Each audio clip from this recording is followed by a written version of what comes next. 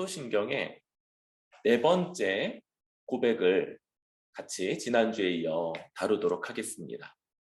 본디오 빌라도에게 고난을 받아 십자가에 못 박혀 죽으시고, 이것이 우리 지난주에부터 이번 주까지 우리가 같이 보게 되는 사도신경의 네 번째 부분이죠.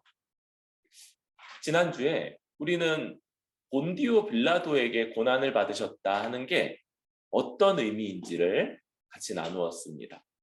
그것은 당시, 그래서 정확한 이 총독으로서의 취임 기간이 알려져 있는 이 본디오 빌라도에 의해서, 그래서 역사적이고 또 그는 로마 황제에게 위임을 받은 재판권을 가진 사람이었죠. 그래서 공개적이고 공적으로 예수님이 이 판결을 받으신 거다. 그래서 우리는 우리가 원래 받았어야 될 이 죄가 아주 공개적이고 공적으로 주께 선고되고 주님이 그 형벌을 받으심으로 이제 우리가 원래 받아야 될 이 모든 진노의 저주로부터 완전히 벗어나게 됐다는 걸 확신할 수 있죠. 그리고 주님은 십자가에 못 박혀 죽으셨다, 이렇게 말합니다. 우리는 먼저 주님의 그 고난의 전체성이라는 걸 다루었어요. 그래서 주님이 잉태가 되는 것, 영원 전부터 하나님이셨던 분이 사람이 되는 것에서부터 그 고난은 시작되었고요. 그리고 이 땅에 살아가는 내내 전혀 죄가 없으신 분이 그 죄 많은 사람들과 어울려 일상을 살아가는 것 자체가 얼마나 괴롭고 얼마나 고난이었을지, 또한 주님의 인성을 구성하고 있는 육체적이고 정서적이고 그리고 영적인 이 모든 부분이 다 고난을 받았다는 것 역시 다루었습니다. 그런데 육체적이고 정서적인 고난 역시도 굉장히 컸음에도 불구하고 성경은 여기에 대해서 거의 침묵한다고 했죠. 이 육체적 고난을 아주 극화한 영화 패션 오브 크라이스트, 멜 깁슨이 감독이 된 이 멜 깁슨은요, 로마 카톨릭 신자인데 그 종파가 로마 카톨릭 안에서도 이단으로 정죄받는 종파예요. 이게 뭐냐면 예수님의 고난을 육체적인 것을 극대화한다면 이단인 거예요. 이단. 그건 잘못된 가르침인 거예요. 성경이 가르침과 달라요. 성경의 가르침은 그 육체의 고통이 패션 오브 크라이스트가 그려내는 것과 부족하지 않았음에도 불구하고 그게 정당하게 과장한 것이 없었다고 말할 수 있을지라도 성경은 영적 고난, 곧 하나님께 버림받으시고, 그래서 늘 아버지라고 불렀던 분을 이제 아버지라고 부르지 못하는 위치, 하나님과 분리되시고 하나님의 형벌과 저주의 대상이 되신 이 영적 고통이 가장 극심한 고통이었고, 이것으로 예수님이 십자가상에서 부르짖었던 그 말씀, 나의 하나님 나의 하나님 어찌하여 나를 버리시나이까, 이런 말씀과 연결된 이 영적 고통이 가장 컸고, 이것이 예수님이 십자가상에서 당하신 고통의 핵심이었다.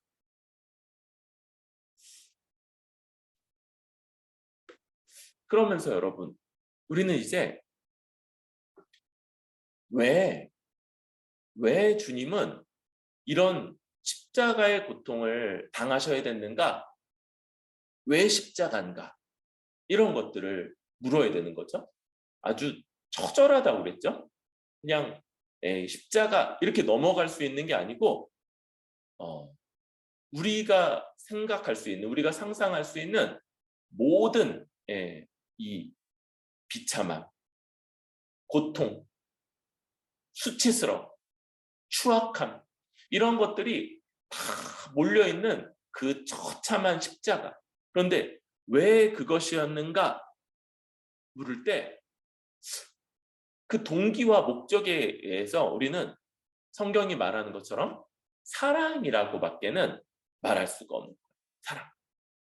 사랑 때문에 그렇게 오셨고 또 사랑 때문에 모든 것을 감수하셨다. 우리 복음의 기초 8과의 주제가 사랑이잖아요.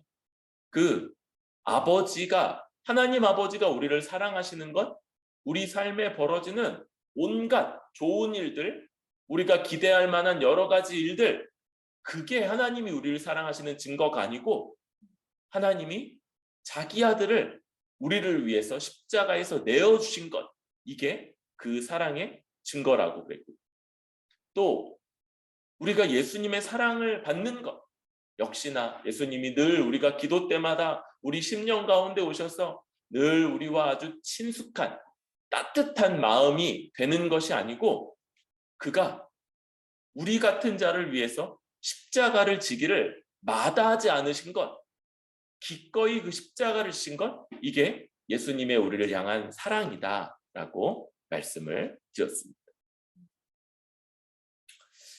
그럴 때 오늘 우리는 이제 에베소서 4장에서 이 옛사람과 새사람이라고 하는 강력한 대조를 통해 옛사람은 벗어버리고 새사람은 입으라라는 명령을 듣게 됩니다. 신약 성경에는요, 뭐 구약 성경도 마찬가지지만 굉장히 많은 명령들이 나오고 있어요. 이 명령을요, 여러분 잘 정당하게 들을 수 있는 그런 귀가 있어야 됩니다.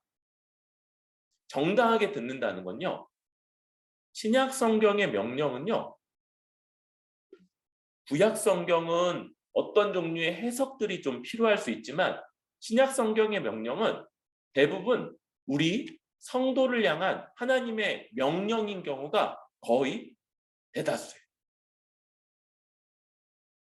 특별한 예외가 없는 한 지금 우리에게 여전히 유효한 명령입니다. 그러니까 하나님은 지금 우리에게도 옛사람을 벗어버리고 새사람을 입으라 라고 명령하고 계신다는 거예요. 우리를 구원하신 삼위 하나님의 지금 우리를 향한 명령으로 성경에 있는 명령법을 받아들이고 이해할 수 있어야 돼요. 그런데 이 명령법은 언제나 직설, 이 직설이라는 건 뭐냐면 우리에게 명령하기 이전에 하나님이 우리 주 예수 그리스도를 통해서 행하시고 성령 하나님을 통해서 우리에게 적용해 주시고 있는 하나님의 어떤 일들을 언제나 전제하고 있습니다. 다시 말하면 이 전제하고 떨어지는 순간, 이 전제를 우리가 보통 복음이라고 말하는 건데요. 이 복음하고 격리시켜서 이 명령을 받는 순간요, 어떻게 여겨지냐면 명령이 너무 과해요. 너무 세고 도무지 우리 같은 자가 지킬 수 있을 만한 명령이 아니에요.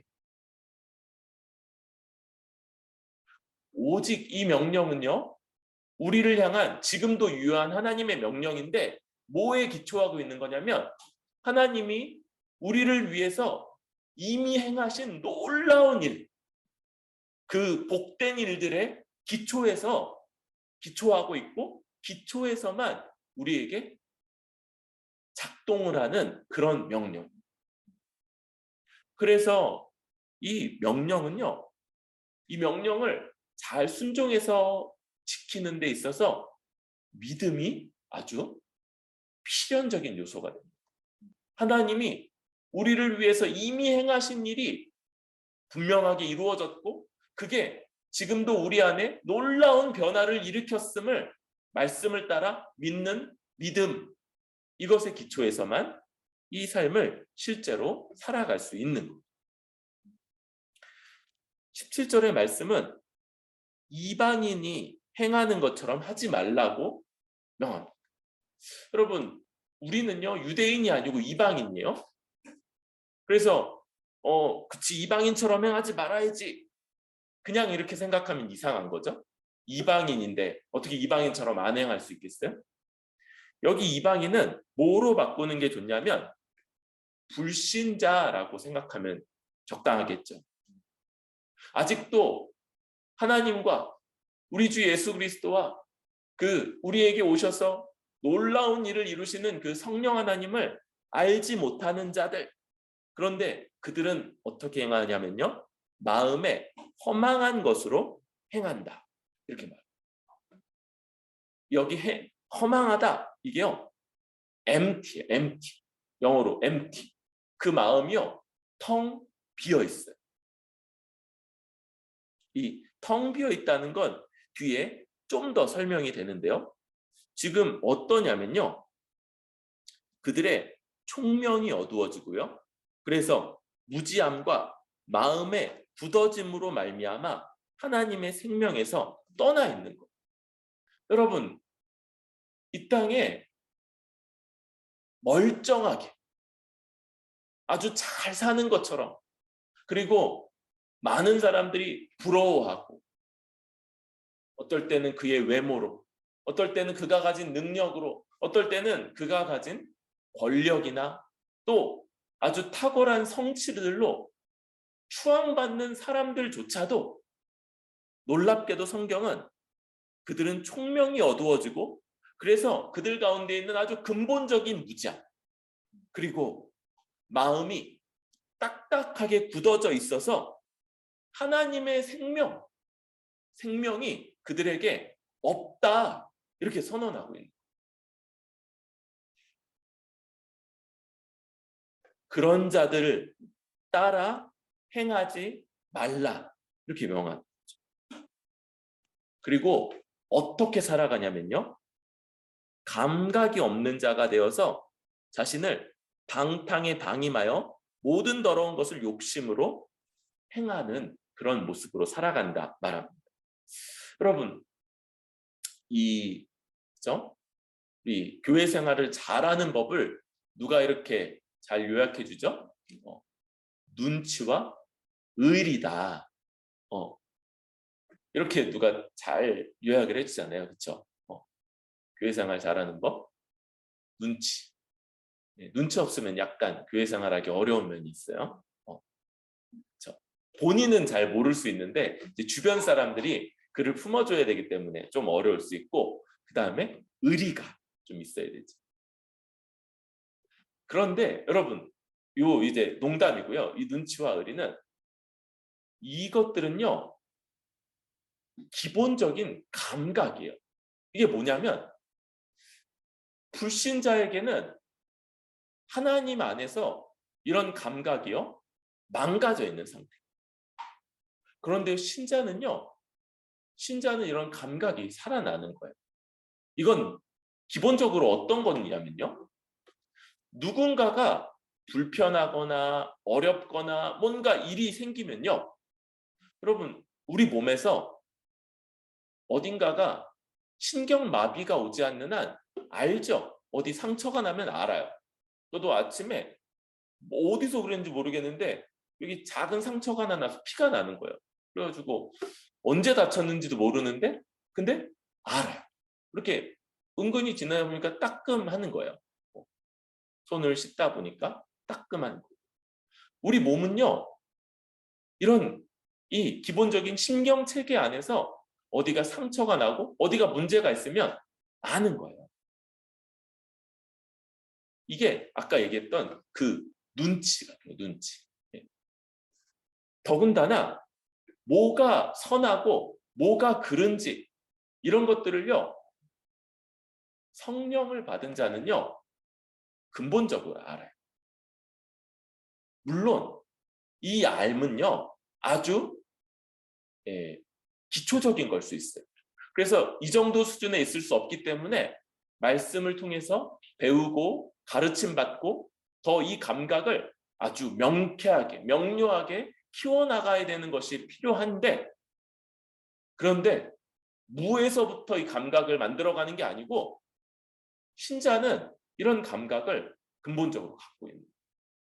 그래서 다른 지체들에게 어떤 것이 유익하고 어떤 게 필요한지를 아는 감각. 또 내가 한몸된 교회 안에서 어떻게 살아가는 게 마땅한가 이걸 아는 감각. 불신자들은 이런 게 없는 거예요. 하나님의 뜻과 하나님의 의도와 하나님의 거룩하심과 하나님이 우리에게 참으로 누리게 하고자 하시는 하나님 나라의 복 이런 것들에 대한 감각이 없어서 자기를 방탕에 방임하여 모든 더러운 것을 욕심으로 행한다. 그렇죠? 그 삶의 동력이 그 안에 주된 결정, 어떤 결정을 내릴 때 주된 동기가 욕심하고 이 방탕, 욕망 이런 것들이 탐욕, 탐심. 이게 이 성경이 분석하고 있는 세상 사람들이요, 세상 사람들의 삶의 모습입니다. 그런데 여러분, 우리도요 그렇게 살았던 사람이에요. 그걸 바로 옛사람이라고 말합니다. 여기 옛이라는 말은 그저 시간적으로 이전에가 아니고 저렇게 아담과 연합하여 범죄한 아담과 연합하여 이 죄악된 세상의 일부로서 그걸 당연히 여기며 살아갔던 사람, 그 존재를 옛사람이라고 말하는 거예요. 그럼 새 사람은 뭡니까? 새 사람은 이제 주 예수 그리스도의 십자가 사역을 기초해서 그걸 믿음으로 이전에 범죄한 아담과 연합하여 세상에 동참해서 세상의 일부로서 살아가던 자가 죽고 이제 아담과 연합한 예수 그리스도와 연합한 새 존재 하나님의 생명을 부여받은 그래서 감각도 있고 이제 우리 마음이 더 이상 허망하지 않으며 하나님으로부터 오는 지혜를 가진 존재로서 살아있는 자 그게 새 사람. 그리고 이 일은요 바로 우리가 우리 주 예수 그리스도에 대해 그 복음을 듣고 믿을 때 이미 일어나는 예수 그리스도를 믿을 때 우리는 옛 존재, 옛 사람이 죽고요. 새 사람이 다시 살아나게 됩니다.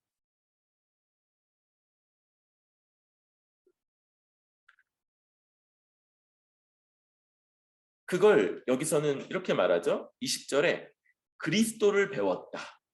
그리스도를 배웠다. 21절 진리가 예수 안에 있는 것 같이 너희가 참으로 그에게서 듣고 또한 그 안에서 가르침을 받았을진데 이 뭐냐면요. 받았다는 것이 너무나도 분명하고 확실하기 때문에 라는 거. 이게 너무 분명하고 확실하고 확고한 거. 그러면 여러분 복음 안에서 복음을 믿음으로 예수 그리스도와 연합하게 될 때 지금 이 일은요. 단번에 벌어지는 일인 거예요. 하나님이 우리에게 이미 이루어 주시는 일인 겁니다. 우리 갈라디아서 2장 20절 이렇게 이야기하죠. 이제 그리스도와 함께 내가 십자가에 못 박혔나니 그런즉 이제는 내가 사는 것이 아니요 오직 내 안에 그리스도께서 사시는 것이라. 그래서 못 박혔나니 과거예요. 과거. 완료의 의미를 갖고 있죠. 우리가 이미 예수 그리스도를 믿을 때 옛 존재는 십자가에 못 박힌 예수님과 함께 죽었고 이제 부활하신 예수님과 함께 새 존재가 살아간다. 이게 하나님이 믿는 자 안에서 이루시는 직설의 의미, 복음의 일인 겁니다. 이 일이 이루어졌다는. 그러면 우리는 이제 어떤 존재입니까? 옛 존재는 죽었어요. 겉모습은 똑같지만. 그러나 옛 존재, 죄 지은 아담과 연합하여서 그와 그의 행동, 그의 하나님을 향한 대적에 그대로 동참하고 또 세상의 일부가 돼서 세상 사람들이 사는 것을 똑같이 살아가면서 그게 어떤 문제가 있는지 아무것도 깨닫지 못했던 그 존재는 이미 죽었다. 죽었어. 더 이상 없어. 그러면 여기 멀쩡하게 살아있는 이 사람은 누구냐? 이제 우리 주 예수 그리스도와 연합한 새 존재고요. 하나님이 예수 그리스도를 믿을 때 새로운 존재로 새 창조하신 그런 새 존재가 여기 서서 살아가고 있는 거예요. 이 존재는요, 마음이 더 이상 허망하지 않죠?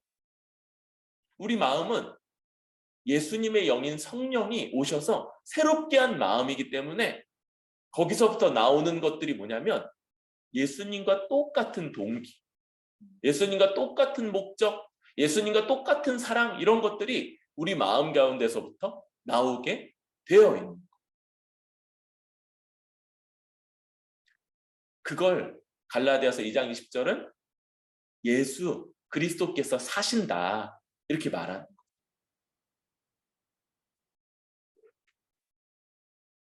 이게 뭐라고요? 이게 바로 직설입니다. 하나님이 이루신 복음이고요. 하나님이 믿는 자 안에서 이미 이루셨다고 선언하고 계시는 말씀입니다.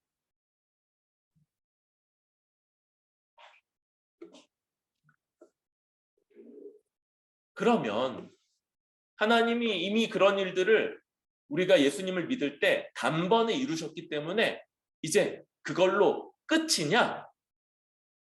그게 아니라는 거예요. 22절부터 24절까지 유혹의 욕심을 따라 썩어져가는 부습을 따르는 옛사람을 벗어버리고, 또 24절 새 사람을 입으라 할 때 요 벗어버리고 입으라라는 명령이 현재 진행, 반복적인, 매일매일 반복돼야 되는 그런 명령인 겁니다. 뭔 얘기냐면요, 여러분 우리 회개하고 되게 비슷해요. 우리가 처음 예수님을 믿을 때 가장 크게 우리 이전의 삶 전체가 하나님을 대적하며 거역했던 삶인 걸 회개하고 예수님을 믿기로 돌이키잖아요. 그런데 그러고 나서 회개 안 합니까?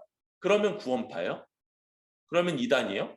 아니요. 우리는요, 이제 구체적으로 이제 더 이상 우리가 우리 안에 죄성이라든지 이걸 회개하는 게 아니고 이제 구체적으로 지난 한 주간 지은 죄를 하나하나 주님 앞에 회개하는, 이걸 이제 건건히 이렇게 건건히, 그러니까 뭉뚱그려서 나의 죄인됨과 나의 연약함과 나의 하나님을 대적함을 회개하는 게 아니고 이제는 그러지 않는 존재가 됐는데 여전히 옛 존재처럼 지은 죄 건건마다 하나님 앞에 회개하고 죄 용서를 구하는.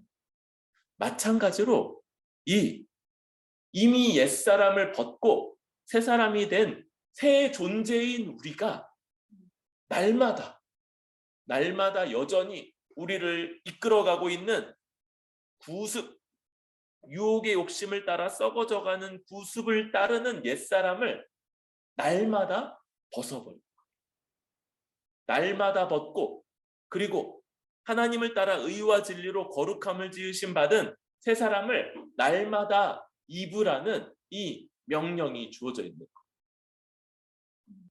우리가 어떤 존재인지를 기억하면서 날마다 이전에 우리에게 익숙했던 것, 이전에 우리가 바랬던 것, 이전에 우리가 쫓아갔던 것들, 그걸 끊어버리고 그것들을, 이게 우리의 욕심을 유혹하는 것들이에요. 그렇죠? 우리 안에 정욕과 탐심을 막 그걸 보고 있으면 막 불러일으켜. 그걸요 끊고, 그리고 하나님을 따라 의와 진리의 거룩함으로 지으심을 받은 새 존재. 그래서 우리에게 의와 그리고 진리, 예수님 안에서 우리에게 분명하게 드러나고 있는 하나님의 뜻, 이것을 따라 거룩하게 살아가는 새 사람으로 살기를 결단하고 헌신하고 우리의 존재됨을 기억하고 그렇게 살아가라라고 명령하고 있는 겁니다.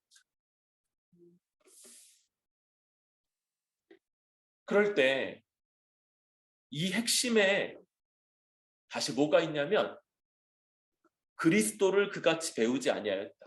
도대체 우리가 배운 그리스도, 우리 주 예수님이 누구시냐는 거예요. 여러분, 놀랍게도 예수님을요 다르게 배운 분들도 많이 있었어요. 부족하게 배운 분들이 굉장히 많아요. 여러분, 예수님, 우리가 배운 예수님은 어떤 예수님입니까? 십자가에 못 박혀서 그 아주 고통스럽게 고달프게 숨을 이어가다가 결국 그 숨이 끊어져 숨지시는 예수님입니다.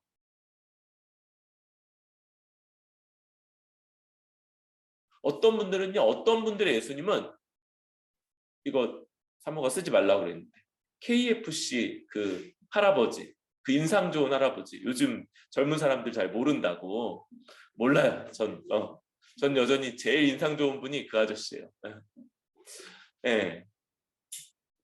그분처럼 그저 허허허 인자하고 인상 좋고 그냥 뭐든지 다 들어주는 그런 분, 그런 예수님으로 배운 분들이 굉장히 많은 것 같아요. 여러분, 굉장히 이미지가 다르지 않습니까? 일단 기본 동작 자체가 뭐예요? 우리 예수님은 이렇게 이러고 있어야 되는 거예요. 이러고. 그리고 숨을요 이렇게 헐떡이다가 결국 어떻게 되셔야 돼요? 숨이 끊어지시는 그런 예수님인 거예요. 그렇게 말쑥하게 깔끔하게 옷 입은 분이 아니고요, 벌거벗겨져가지고 온몸이 피떡이 돼가지고 거의 제대로 된 피부가 남아있지 않고 다 그렇게 피로 물들어서, 그리고 그렇게 인자하게 웃고 있겠어요? 여러분, 얼마나 안 어울려요? 그 십자가에서 그렇게 인자하게 웃고 있으면. 여러분, 아주 정말 몰골이, 그런 몰골이 아니겠죠. 우리 제일 힘들 때 막 우리 막 잠도 못 자고 막 몸도 안 좋고 막 화장도 안 먹고 막 그래가지고 막 나가기 싫을 때 그 얼굴보다 100만 배 정도 더 못생겼어. 더 망가진, 고통으로 막 일그러진 그 얼굴. 그게 우리 예수님. 그 하나님으로부터 버림받아 그 심한 영적 고통 가운데 있는 그 예수님이 바로 우리 예수님인 거예요. 그런데 여러분, 이 예수님이 그렇게 십자가에 죽으시면서 이루시는 건 두 차원에서 설명이 되죠. 하나는 뭐냐면 우리 죄인이 하나님께 범죄하였어요. 하나님의 율법을 범하고 대적하고 그 율법을 다 어기고 우리 멋대로 살았던 그 삶, 그 죄를 우리 주님이 대신 치르시는 거예요.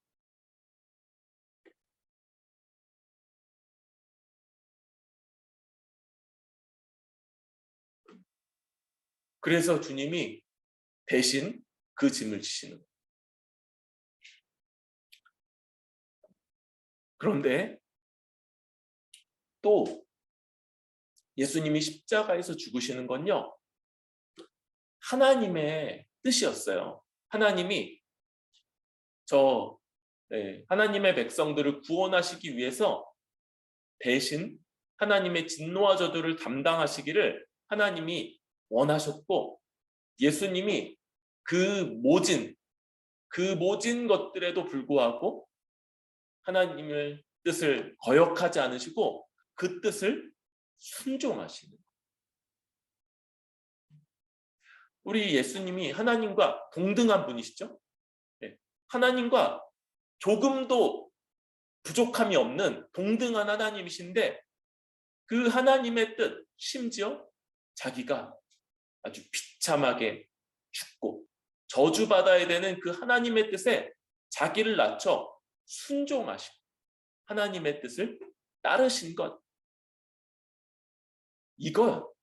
이게 바로 예수님이 하나님의 뜻에 죽기까지 순종하여서 이루시는 순종인 것. 다시 말하면 우리가 율법을 범하고 하나님의 뜻을 범한 그 죄도 십자가에서 지시는 거지만 그렇게 십자가에 죽으시는 건 동시에 죽기까지 하나님 뜻에 순종하신 아주 적극적인 순종이고 이것이 원래 우리에게 하나님이 요구하셨던 율법의 순종인 거예요. 그래서 율법을 기준으로 할 때 율법을 범한 대가도 십자가에서 치르시는 거고 율법을 처음부터 끝까지 태어나면서부터 죽기까지 다 지켜 완전한 의를 성취해야 된다는 이 요구도 예수님이 십자가에서 다 이루시는 겁니다.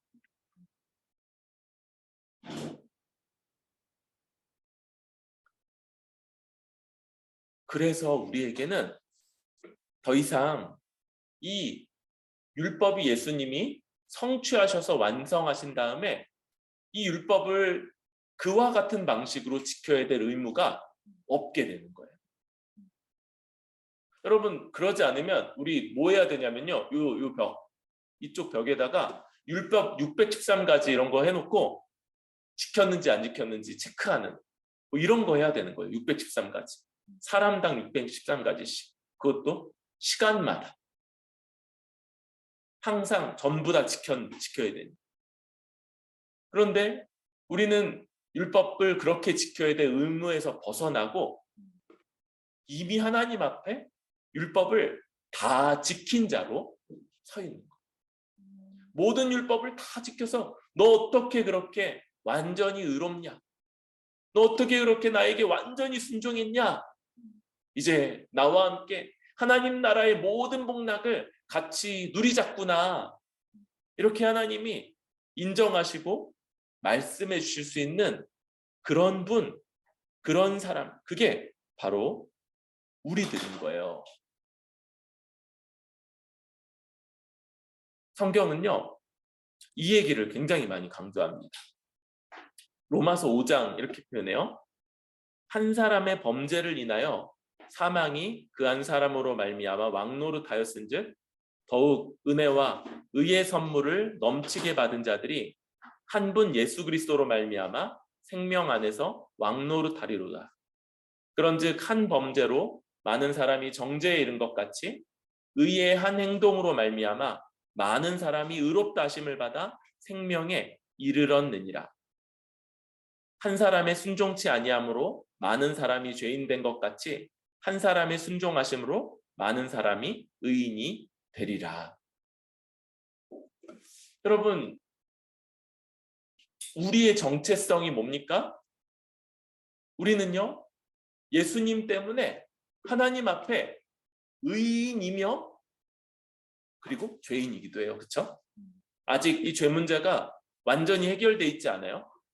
그렇죠. 이것도 오해가 있죠. 오해가 있을 수 있죠. 여전히 이 죄와 싸워야 될 아직 그 삶이 우리에게 남아 있는 이 싸움이 완전히 끝나지 않았어요. 이 싸움 끝났다고 하면 뭐라고요? 구원파 이단. 구원파 이단. 이 싸움은 아직 끝나진 않았어요. 예수님 재림 때 그때 비로소 끝나게 되고요. 예수님이 재림하시거나 우리가 이 땅에서의 삶을 마감할 때까지는 아직 이 죄와의 싸움은 우리에게 남아있는 부분인 거죠.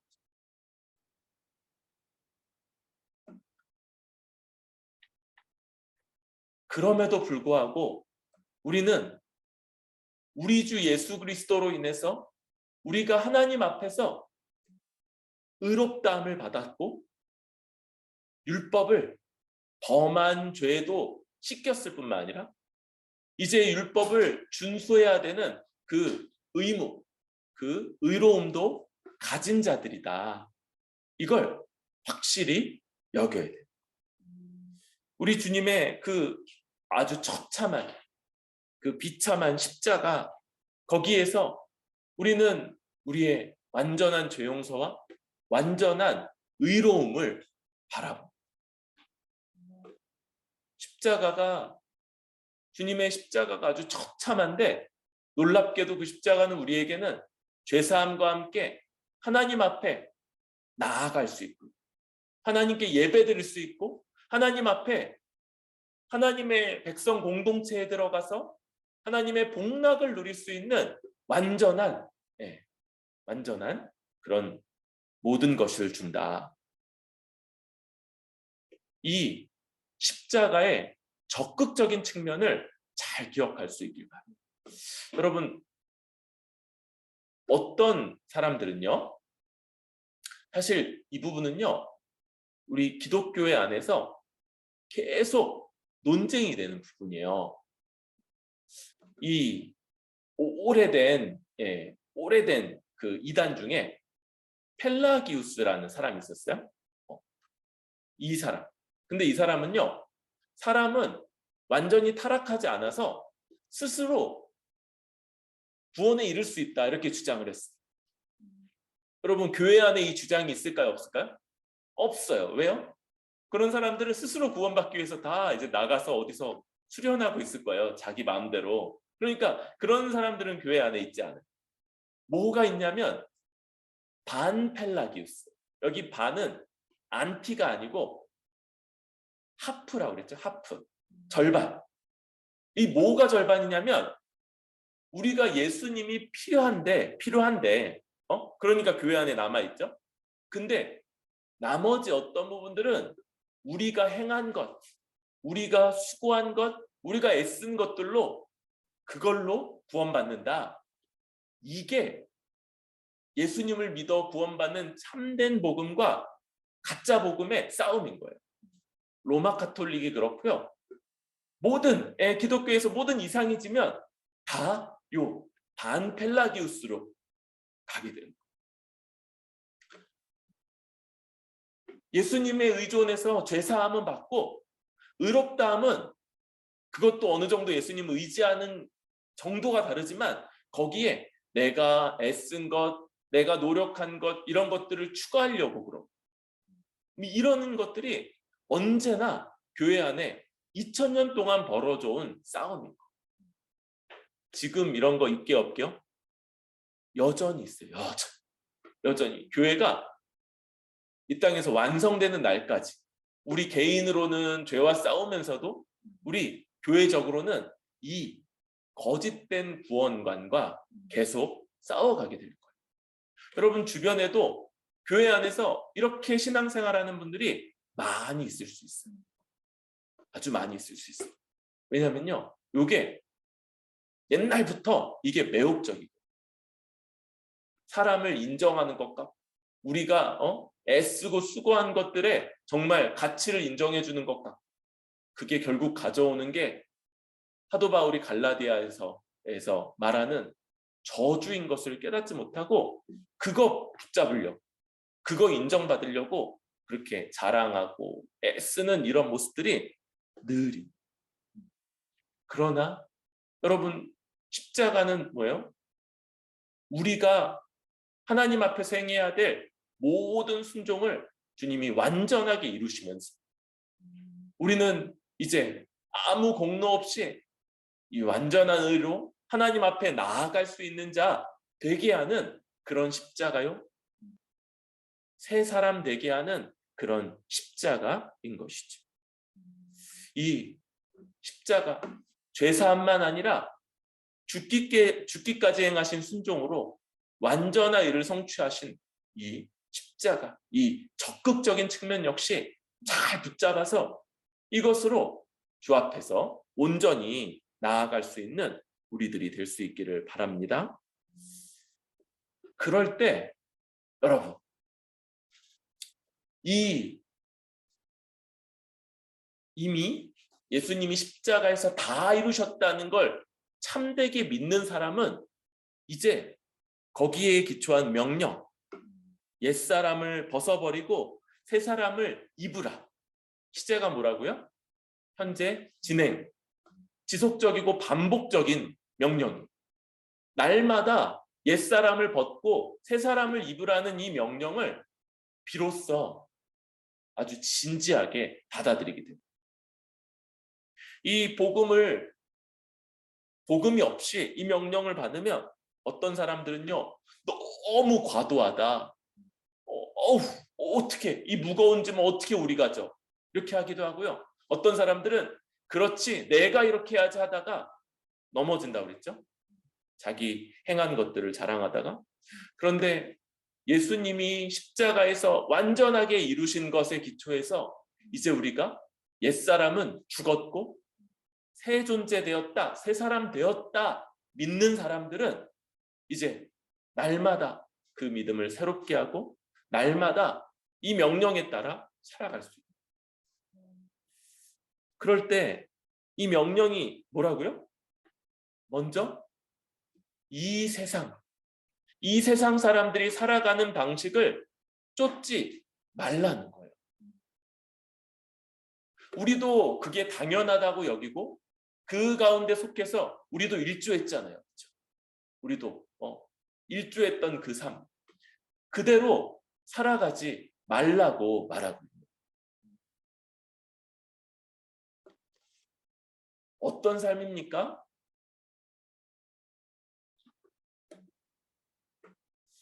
여러분, 우리가 어떤 세상에 살아가고 있는가 이걸 잘 분별하는 게 중요해요. 오늘 말씀은 정욕과 탐심으로 이것이 근본적인 삶의 동기가 된다고 했어요. 그럴 때 자기를 위한 자기 이기적인 나, 자기를 위해서 자기를 중심에 두고 모든 것을 행하는 것, 이게 바로 이 세상의 가장 근본적인 특징이죠. 하나님을 따르느냐, 하나님의 말씀에 순응할 거냐, 순종할 거냐, 아니면 그 말씀을 대적하면서 그 말씀을 귀 기울이지 않으면서 조금 더 순화시키면 선택적으로 순종하죠. 선택적. 나한테 그렇게 부담이 되지 않고 나한테 그렇게 찔림이 없는 것들에 대해서는 그럼요 제가 하죠. 그런데 어떤 것들은요? 어떻게 그렇게 할 수 있어요? 왜 그런 것까지 말씀하세요? 하나님한테는 그렇게 못하니까 주로 누구한테 그렇게 하냐면요. 그렇게 하는 목사한테 그렇게 많이 해요. 여러분. 그래서 여러분 목사는요. 욕도 많이 먹고 미움도 많이 받습니다. 하나님의 뜻을 잘 말하고 싶은데 잘 들어주시기를 바라요. 여러분 우리는요 하나님이 아니에요. 우리는요 여전히 이 땅에 날마다 옛사람을 벗어버려야 되는 사람이고요. 그 얘기는 뭐예요? 우리가 옛날의 그 삶의 방식, 정욕과 탐심을 따르는 삶의 방식에 끌려가고 그 유혹을 받고 어떤 부분에선 그걸 동경하기도 하고 때로는 내가 그렇게 살고 있다는 걸 깨닫지 못하는 일도 있다. 그래서 날마다 옛사람을 벗으라라고 명령하는 거예요. 명령.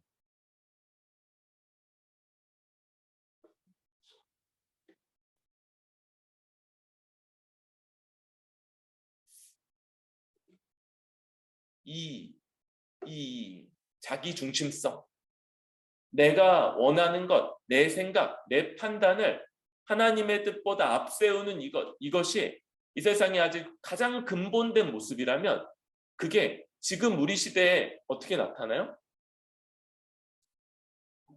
그렇죠? 개인주의와 세속주의로 나타나죠. 이것의 모습이 개인주의로 드러나요. 그래서 한 사람 한 사람을 아주 중요하게 여기죠. 여러분 중요한 거 맞아요? 그런데 이 개인주의는 대부분 어디로 간다고요? 이기주의, 이기주의로 갑니다. 자기만을 위한, 그리고 다른 사람들을 전혀 돌보지 않는, 예, 이용해 먹죠. 다른 사람들을 나의 행복, 나의 만족을 위한 도구로서 이용하는 모습으로 그렇게 나타납니다. 또 한 가지는 뭡니까? 아주 신앙을요, 교회 안에 주일에 요 예배드리는 한두 시간 안에만 탁 제한시켜 놓고요. 나머지는 세상 사람들과 똑같은 방식으로 살아가는 거예요. 여러분 얼마든지 그럴 수 있잖아요. 그렇죠? 왜 우리 삶이 복잡 다단해져서 저만 해도 여러분들이 이제 예배 딱 나가서부터 한 주간을 어떻게 살았는지, 누구랑 만나고 누구랑 밥 먹고 그런지 그런 것들을 잘 몰라요. 그래서 거기서 내가 하는 말, 내가 하는 행동, 내가 하는 선택 이런 것들을요. 얼마든지 여러분들이 선택한다면 얼마든지 세상 사람들과 똑같이 살아갈 수 있는 방식이고, 그리고 우리가 경험적으로 그렇게 사는 게 쉽다는 걸 알고 있는 거예요. 기도할 때 이렇게 그렇죠? 점심시간에 기도할 때 최대한 짧게, 아무도 못 보게 그렇게 슬쩍, 그러면서 아무도 내가 신자인 걸 알지 못하고, 그래서 내가 세속적이고 내가 세상 사람들과 똑같은 방식으로 판단하고 살아도 드러나지 않는 그런 방식으로 살아가려고 하는 모습. 그리고 이제 주일에는 성경책 들고 잘 준비해서 딱 그쵸, 하나님 앞에 들어야 되는 그 시간을 때우는 방식으로.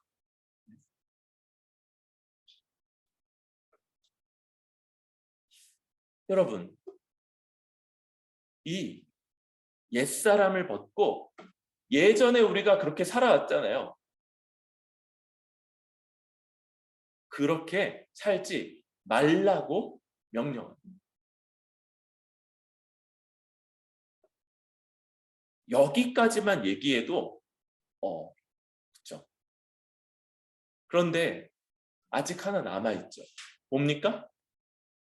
새 사람을 입어야 돼요. 새 사람을 입으라가 명령. 그렇죠. 명령에 두 파트가 있는 거예요.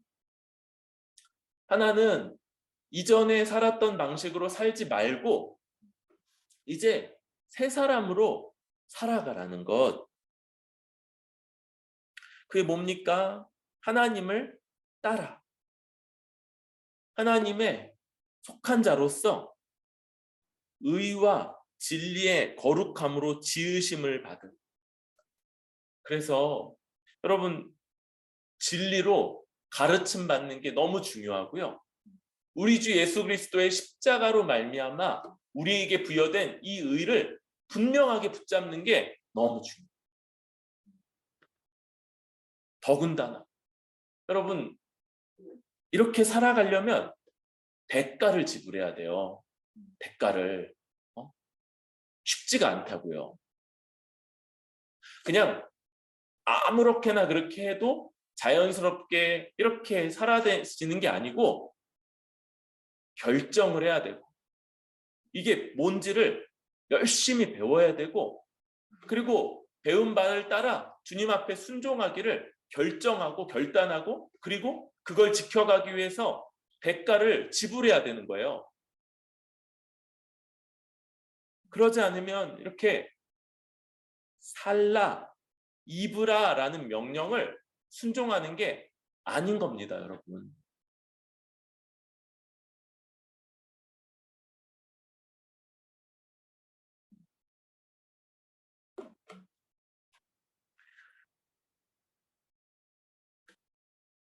오늘 이렇게만 얘기하면 너무 이제 힘들 수 있을 것 같아요. 여러분, 그런데요, 이런 것들을 같이 해주는 사람이 있는 거. 이런 삶을요, 혼자 그렇게 살려고 그러면 되게 어려워요. 또 지혜도 부족합니다. 어떨 때 어떻게 얘기해야 되고 어떨 때 어떻게 대처하는 게 정말 새 사람다운 건지 이런 것들을 모색하는데 혼자서는 잘 안 되는 거예요. 나한테 익숙한 건 옛날 삶이기 때문에 옛날 했던 대로 얘기하고 옛날 했던 대로 처신하고 그러면 옛사람이잖아요. 근데 어떻게 새 사람으로 살아야 될지 이런 게 어려울 수 있어요. 그런 걸 함께 고민하고 함께 격려도 하고 때로는 서로 책망도 하고 서로 점검하고 그러면서 살아가는 사람들 안에서 살아갈 때 안전하다 이렇게 말합니다.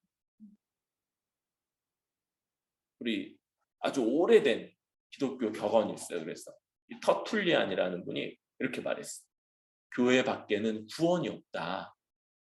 이런 의미에서 그런 거예요. 이런 의미에서. 이걸 한 개인이 저 유혹 있고 저 이끌려가는 저 옛사람의 삶을 혼자서 벗어버리고 또 주님을 따라 어떻게 거룩하게 의와 진리를 따라 살아갈지를 하나하나 다 일일이 판단해서 살아가는 것 그게 너무 어려운 일. 어렵다고 그러면 맞아 그건 어렵지만 나는 할 수 있을 거야 이렇게 생각하는 사람들이 있는데 불가능한. 그러니까 교회 밖에는 구원이 없다 이렇게. 반대로 여러분 놀랍게도 주께서 모든 은혜를 주셔서 우리가 이렇게 함께 살아가고자 할 때 이 진리는 우리에게 충분한 이렇게 살아갈 수 있는 길을 열어줄 거다 생각합니다. 여러분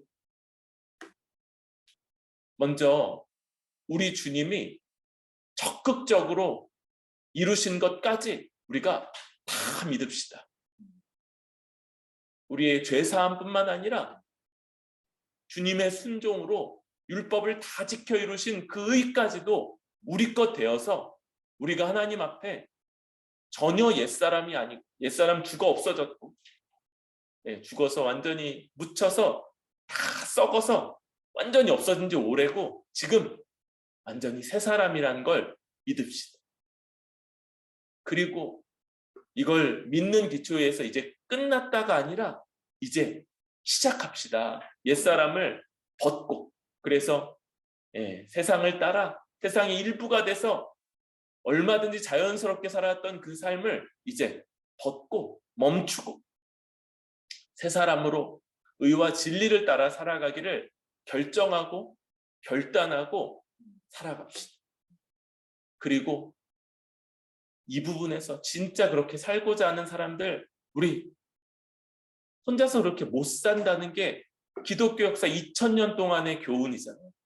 우리 함께 연합해서 그렇게 서로 돌보고 서로 경계하고 서로 격려하면서 힘써 그렇게 살아가는 우리 뿌리 깊은 교회 되도록 되기를 바랍니다.